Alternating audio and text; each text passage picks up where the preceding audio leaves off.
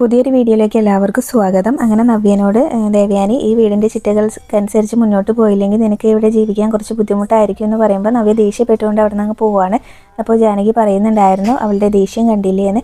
അതിനുശേഷം ജലജ പറയുന്നുണ്ടായിരുന്നു എൻ്റെ മോനെ അതുപോലെ തന്നെ എന്നെ പ്രതിയാക്കിക്കൊണ്ട് അവളെ ഇങ്ങോട്ട് കൂട്ടിക്കൊണ്ട് വന്നല്ലേ, എന്നിപ്പോൾ അവൾ ഓരോന്ന് ചെയ്യുന്നതിൻ്റെ പഴി എൻ്റെ തലയിലാണല്ലോ എന്നുള്ളതിൽ പറയുകയാണ്. അപ്പോൾ ആ സമയത്ത് ദേവയാനി പറയുന്നുണ്ടായിരുന്നു അങ്ങനെ അവളെ കൂട്ടിക്കൊണ്ട് വന്നിട്ടുണ്ടെങ്കിൽ നിൻ്റെ മോൻ തന്നെയാണ് അതിന് കാരണക്കാരൻ, അവളെ അതിന് മുന്നേ തന്നെ അവൻ വിവാഹം ചെയ്തുകൊണ്ടല്ലേ എന്നൊക്കെ പറയുകയാണ്. അപ്പോൾ ആ സമയത്താണെങ്കിൽ പിന്നീട് ജലജ പറയുന്നുണ്ടായിരുന്നു അവളും അവളുടെ അനിയത്തിയൊന്നും ഈ വീടിന് ചേർന്ന മരുമക്കളൊന്നല്ല, ഇങ്ങനെ എൻ്റെ മോനെ അതുപോലെ തന്നെ ആദർശിനെ ഇങ്ങനെ ചതിയിൽ പെടുത്തിയതാണെന്നൊക്കെ പറയുകയാണ്. അപ്പോൾ ആ സമയത്ത് ദേവയാനി പറയുന്നുണ്ടായിരുന്നു ആദർശിന് ചേർന്ന പെൺകുട്ടി തന്നെയാണ് നയന എന്നൊക്കെ ഇങ്ങനെ പറയുകയാണ്. എന്നിട്ട് നവ്യനെ കുറിച്ചൊക്കെ പറയുകയൊക്കെ ചെയ്യുന്നുണ്ടായിരുന്നു. അപ്പോൾ ആ സമയത്ത് മുത്തശ്ശിയാണെങ്കിലും പറയുന്നുണ്ടായിരുന്നു അവൾ ഇട്ടിരിക്കുന്ന ഡ്രസ്സ് കണ്ടിട്ട് നിന്റെ തൊലി ഉരിഞ്ഞു പോയില്ലേ എന്നൊക്കെ അഭിനോട് ചോദിക്കുകയാണ്. അപ്പോൾ ആ സമയത്ത് ജാനകി പറയുന്നുണ്ടായിരുന്നു അത് കുറച്ച് കട്ടിയുള്ള തൊലിയാണ് അമ്മേ, അതങ്ങനെയൊന്നും ഉരിഞ്ഞു പോയില്ല എന്നൊക്കെ പറഞ്ഞ് കളിയാക്കുകയൊക്കെ ചെയ്യുന്നുണ്ടായിരുന്നു. അപ്പോൾ ജലജയ്ക്ക് അത് ഇഷ്ടമാവുന്നില്ല. പിന്നീട് ഗോവിന്ദനാണെങ്കിലും ഇങ്ങനെയൊക്കെ ഇതൊക്കെ കൊടുക്കുന്ന ഒരു ചടങ്ങുണ്ടല്ലോ നവ്യയ്ക്ക്, അതൊക്കെ നടത്തണ്ടേ എന്നുള്ളൊരു ടെൻഷനിലാണ്. അപ്പോൾ ആ സമയത്ത് കനക അവിടേക്ക് വന്നിട്ട് ഇങ്ങനെ ചോദിക്കുന്നുണ്ട് എന്താ ഗോവിന്ദേട്ട ആലോചിക്കുന്നതെന്ന്. അപ്പോൾ അതുപോലെ തന്നെ സ്വർണ്ണത്തിനൊക്കെ ഭയങ്കര വിലയാണല്ലോ, അപ്പോൾ അതിനെക്കുറിച്ചൊക്കെ ഇങ്ങനെ ഗോവിന്ദൻ സംസാരിക്കുന്നുണ്ട്.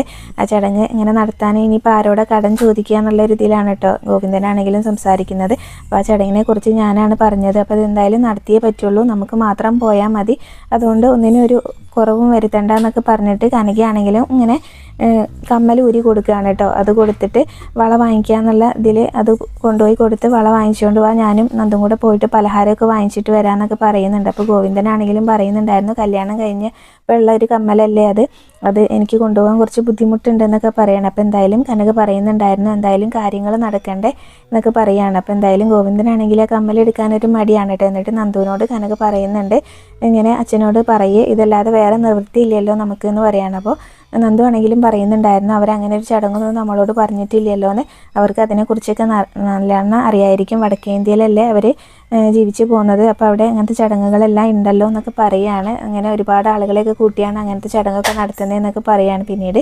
ഗോവിന്ദനാണെങ്കിലും ആ കമ്മലിങ്ങനെ എടുത്ത് കയ്യിൽ പിടിച്ച് നിൽക്കുകയാണ് കേട്ടോ. അപ്പോഴേക്കും ആദർശും നയനയും കൂടെ അവിടേക്ക് വരുന്നുണ്ട്. അപ്പോൾ ആദർശിനോട് ഇറങ്ങുന്നില്ല എന്നൊക്കെ ചോദിക്കുന്നുണ്ട് നയന. അപ്പോൾ ഒരു മിനിറ്റ് പോലും ഇങ്ങനെ സമയം കളയാനില്ല, ഞാൻ പോവുകയാണെന്നുള്ളതിൽ പറയുകയാണ്. അപ്പോൾ അച്ഛനെയും അമ്മേനെയൊക്കെ ഒന്ന് കണ്ടിട്ട് പോയിക്കൂടെ എന്നൊക്കെ പറയുമ്പോൾ ഞാൻ ഇതുവരെ നിന്നെ കൊണ്ടാക്കിയില്ലേ, പിന്നെ എന്നെ ഇങ്ങനെ നിർബന്ധം പിടിക്കണോ ഞാൻ ഇറങ്ങാൻ വേണ്ടിയിട്ട് എന്നൊക്കെ നയനയോട് ചോദിക്കുന്നുണ്ട്. അല്ല കല്യാണം കഴിഞ്ഞ ശേഷം നമ്മൾ ഒരു തവണയല്ലേ ഇങ്ങോട്ട് വന്നിട്ടുള്ളൂ എന്നൊക്കെ നയന പറയുന്നുണ്ട് കേട്ടോ. അപ്പോൾ അവർ അതിനെക്കുറിച്ചൊക്കെ സംസാരിക്കുന്നുണ്ടായിരുന്നു. അന്ന് വന്നപ്പോഴാണല്ലോ നവ്യനെ കണ്ടതും അതുപോലെ തന്നെ ആദർശ് നടുകൊടിഞ്ഞ് കിടന്നതൊക്കെ, അപ്പോൾ അതിനെക്കുറിച്ചൊക്കെ ഇങ്ങനെ ആദർശാണെങ്കിലും പറയുന്നുണ്ടായിരുന്നു. അപ്പോൾ എന്നാൽ ശരി എന്നിട്ട് എന്നെ കൊണ്ടുപോകാൻ വരുമെന്നൊക്കെ നയന തിരിച്ച് ചോദിക്കുന്നുണ്ട്. അപ്പോൾ വരാൻ സാധ്യതയില്ല, ഇന്ന് 1-2 മീറ്റിങ്ങും കാര്യങ്ങളൊക്കെ ഉണ്ടെന്ന് പറയാണ്.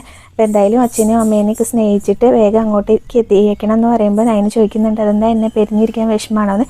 ഒരു വിഷമമില്ല, പിന്നെ അമ്മയ്ക്ക് നീ ഇവിടെ നിൽക്കുന്നതൊന്നും ഇഷ്ടമല്ലല്ലോ എന്നൊക്കെ പറഞ്ഞിട്ട് ആദർശം അങ്ങ് തടി തപ്പാണ് കേട്ടോ. പിന്നീട് നയന വീടിനുള്ളിലേക്ക് കയറുന്നുണ്ട്. അപ്പോൾ ആ സമയത്ത് അവരിങ്ങനെ സംസാരിച്ച് നിൽക്കുകയാണല്ലോ. അപ്പോൾ നന്ദുവാണ് നയനീനെ കാണുന്നത്. അപ്പോഴേക്കും ഇങ്ങനെ എല്ലാവരും അവിടേക്ക് വരുന്നുണ്ട്. കനകയും നന്ദുക്കെ നയനീനെ കെട്ടിപ്പിടിക്കുകയൊക്കെ ചെയ്യുന്നുണ്ട് കേട്ടോ. അപ്പോൾ നയനീനെ കാണുമ്പോൾ എല്ലാവർക്കും നല്ല സന്തോഷമാണ്. പിന്നീട് ഇങ്ങനെ കനക ചോദിക്കുന്നുണ്ടായിരുന്നു നയന പെട്ടെന്ന് വന്നുകൊണ്ട് തന്നെ അവിടെ എന്തെങ്കിലും വഴക്കൊക്കെ നടന്നിട്ടാണ് ഇങ്ങോട്ട് വന്നതെന്ന്. അത് അങ്ങനെയൊന്നല്ല, എൻ്റെ ഭർത്താവ് തന്നെയാണ് എന്നെ സന്തോഷത്തോടു കൂടി ഇവിടെ കൊണ്ടുവിട്ടതെന്നൊക്കെ പറയുകയാണ്. ഈ മുല്ലപ്പൂവൊക്കെ ആദർശേട്ടൻ വാങ്ങിച്ചു തന്നാണെന്ന് പറയുമ്പോൾ നന്ദു ചോദിക്കുന്നുണ്ട് ആദർശേട്ടൻ അത്രയ്ക്കൊക്കെ പുരോഗമിച്ചോ എന്നൊക്കെ ചോദിക്കുകയാണ്. അപ്പോൾ എന്തായാലും കള്ളല്ല പറയുന്നതെന്നുള്ളത് അവർക്ക് മനസ്സിലാവുന്നുണ്ട്. ഗോവിന്ദനാണെങ്കിലും ചോദിക്കുന്നുണ്ടായിരുന്നു ഞങ്ങളെ സമാധാനിപ്പിക്കാൻ മോള് കള്ളം പറയുകയാണോ എന്നൊക്കെ. ഇത് അങ്ങനെയൊന്നല്ല എന്ന് പറയുകയാണ്. പിന്നീട് ഇങ്ങനെ നയന ഇങ്ങനെ ബാഗിൽ നിന്ന് പൈസ എടുത്ത് കൊടുക്കുന്നുണ്ട് കേട്ടോ. അങ്ങനെ ചേച്ചിയുടെ ചടങ്ങുകളൊക്കെ നടത്താൻ വേണ്ടിയിട്ടുള്ള പൈസ ആണെന്ന് പറഞ്ഞിട്ട് കൊടുക്കുകയാണ്. അപ്പോൾ ഗോവിന്ദനാണെങ്കിലും അത് വാങ്ങിക്കാനൊരു മടിയാണ്.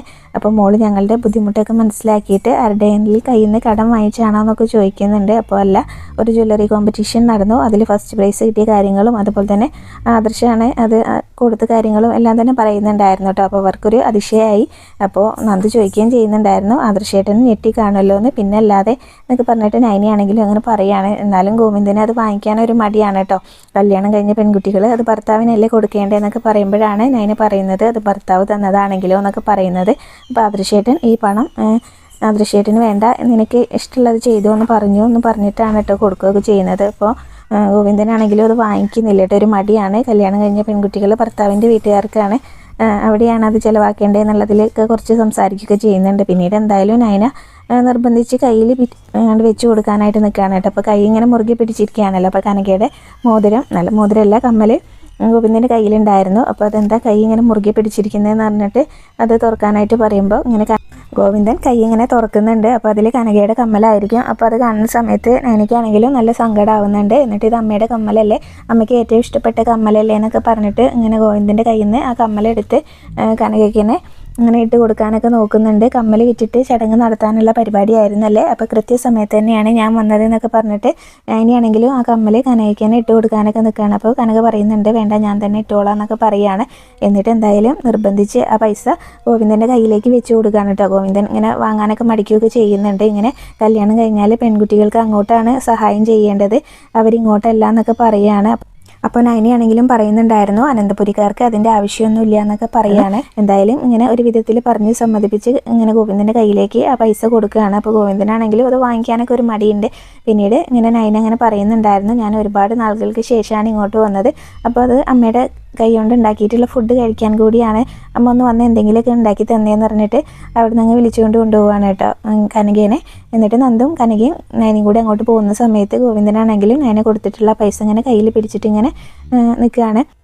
പിന്നീട് നവ്യയാണെങ്കിൽ ആഡിൻ്റെ ഷൂട്ടിനായിട്ട് വന്നിട്ടുണ്ടാവും. അപ്പോൾ അവരിങ്ങനെ എല്ലാവരെയും പരിചയപ്പെടുത്തി കൊടുക്കുകയൊക്കെ ചെയ്യുന്നുണ്ട്. അപ്പോഴേക്കും ഇങ്ങനെ അവിടെ ഉണ്ടായിരുന്ന ആഡ് എടുക്കുന്ന ആൾ വന്നിട്ട് നവ്യനോട് സംസാരിക്കുന്നുണ്ട്. അപ്പോൾ നവ്യയുടെ സൗന്ദര്യത്തിനെ കുറിച്ചൊക്കെ ഇങ്ങനെ ഒരുപാട് പൊക്കി പറയുകയൊക്കെ ചെയ്യുന്നുണ്ട് കേട്ടോ. അപ്പോൾ നവ്യയാണെങ്കിലും അയാളോട് പറയുന്നുണ്ടായിരുന്നു സാറിൻ്റെ ഒരുപാട് ആഡ് ഞാൻ കണ്ടിട്ടുണ്ടായിരുന്നു, എല്ലാം സൂപ്പറാണ് എന്നൊക്കെ പറയുകയാണ്.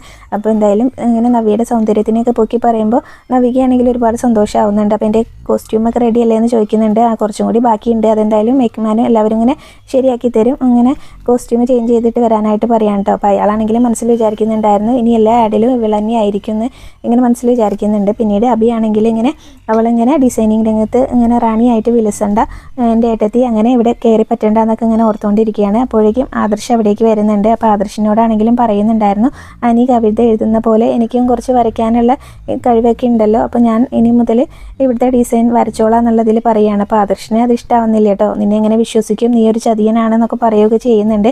അപ്പോൾ അതുപോലെ തന്നെ പവിത്രേനെ വിശ്വസിക്കാൻ പറ്റില്ല എന്നുള്ളതിലൊക്കെ പറയുന്നുണ്ട്. അപ്പോൾ എന്തായാലും എനിക്കൊരു ചാൻസ് തന്നൂടെ എന്നൊക്കെ ചോദിക്കുമ്പോൾ ആദർശ് സമ്മതിക്കുന്നുണ്ട് കേട്ടോ. അപ്പോൾ ക്ലയൻറ്റിൻ്റെ മുന്നിൽ ഇരുന്നിട്ട് എന്നെ വിയർക്കാനുള്ള ഇത് നീ വരുത്തരുത് എന്നൊക്കെ പറയുകയാണ്.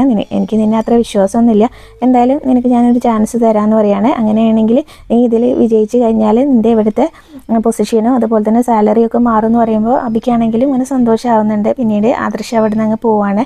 ആ സമയത്ത് അബിയാണെങ്കിൽ ഇങ്ങനെ നവ്യ ഷൂട്ടിന് പോയിട്ടുണ്ടായിരുന്ന ആ ആഡിൻ്റെ ആളെ വിളിക്കുന്നുണ്ട് കേട്ടോ. അപ്പോൾ നവ്യനെ അവിടേക്ക് ഇങ്ങനെ പറഞ്ഞിട്ടുണ്ടായിരിക്കും അബി ആയിരിക്കും. അപ്പോൾ അബി പറഞ്ഞിട്ടായിരിക്കും കേട്ടോ എൻ്റെ ഭാര്യയാണ്, അവളിങ്ങനെ ഈ ആഡിനെ അഭിനയിച്ച് കഴിയുമ്പോൾ അവളെ എല്ലാവരും ഒരു അഴിഞ്ഞാട്ടുകാരിയായിട്ട് അവളെ കാണണം, അങ്ങനെ ഒരു ആടായിരിക്കണം എന്നൊക്കെ പറയുന്നുണ്ട്. അതൊക്കെ ഞാൻ ഏറ്റു എന്ന് പറഞ്ഞിട്ട് അയാളാണെങ്കിൽ സംസാരിക്കുന്നുണ്ട്.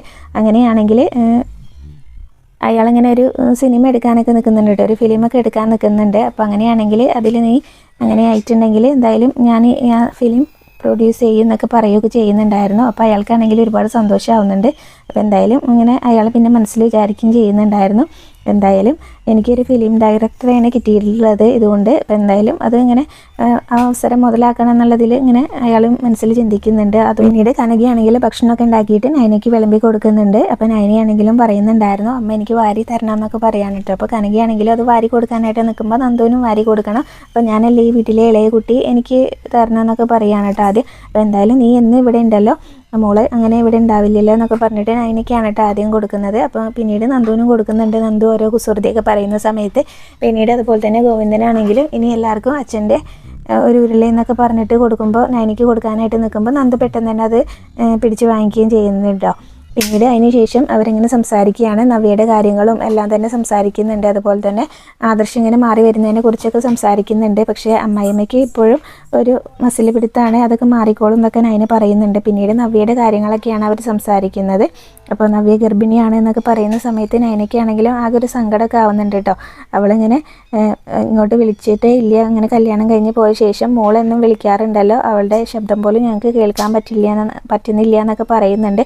പിന്നീട് ഇങ്ങനെ അവളൊരു അമ്മയാവാൻ പോവല്ലേ, ഇനിയിപ്പോൾ അതിൻ്റെ പക്വതയൊക്കെ അവൾ കാണിക്കേണ്ടേ, അവൾക്ക് അതിനുള്ളതൊന്നും ഉണ്ടായിരിക്കില്ല. മോളിങ്ങനെ അവളുടെ ആവശ്യങ്ങളൊക്കെ കണ്ടറിഞ്ഞ് ചെയ്തു കൊടുക്കണം, അവൾക്ക് എന്താ ഇഷ്ടം എന്ന് വെച്ചാൽ അതൊക്കെ ഉണ്ടാക്കി കൊടുക്കണം എന്നൊക്കെ നൈനയോടും പറയാണ് കേട്ടോ. അപ്പോൾ അതൊക്കെ ഞാൻ ചെയ്യുന്നുണ്ട് അമ്മയെന്ന് അങ്ങനെ നൈനയും പറയുന്നുണ്ട്. അപ്പോൾ അവിടുത്തെ മാത്രം പേരക്കുട്ടിയല്ല, ഇവിടെ ആദ്യം ജനിക്കാൻ പോകുന്ന പേരക്കുട്ടിയാണെന്നൊക്കെ പറഞ്ഞ് കനകയാണെങ്കിലും ഇങ്ങനെ പ്രാർത്ഥിക്കുകയൊക്കെ ചെയ്യുകയാണ് കേട്ടോ. അതുപോലെ തന്നെയാണ് ഗോവിന്ദനും. അപ്പോൾ അതൊക്കെ കാണുന്ന സമയത്ത് നൈനയ്ക്കാണെങ്കിലും ഭയങ്കര സങ്കടമാണ്. അവിടെയാണ് ഇന്നത്തെ എപ്പിസോഡ് അവസാനിച്ചിട്ടുള്ളത്.